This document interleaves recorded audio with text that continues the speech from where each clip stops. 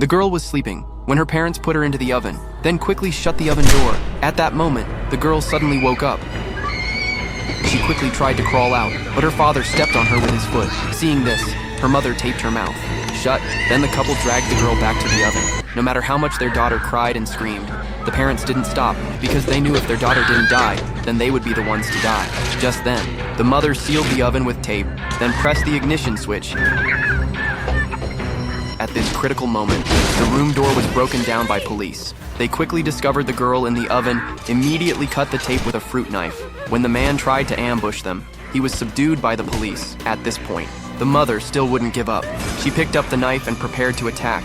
Fortunately, the police stopped her in time. Days later, the couple was brought to court. The judge determined they were mentally ill and had them committed to a psychiatric hospital, but this verdict left Amy unsatisfied. She couldn't believe these heartless parents could escape legal punishment, but soon she would learn just how terrifying this girl could be. The next day, Amy went to the hospital to visit the girl in front of her. The girl was well behaved. Because Amy's childhood was similar to the girl's, Amy grew fond of her.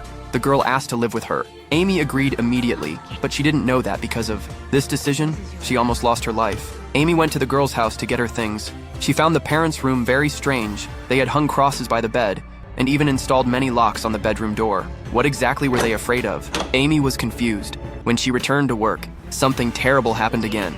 A boy who was in therapy with the girl had an incident. Last night he killed his parents, and the method was brutal. But when Amy questioned him, the boy claimed he knew nothing. Then, suddenly his body began convulsing, and he collapsed unconscious. Soon the police found Amy during their investigation.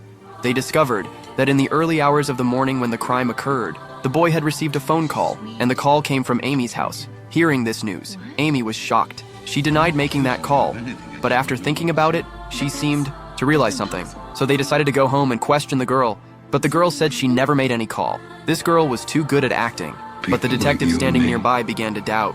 He believed there was something wrong with this child. She's lying.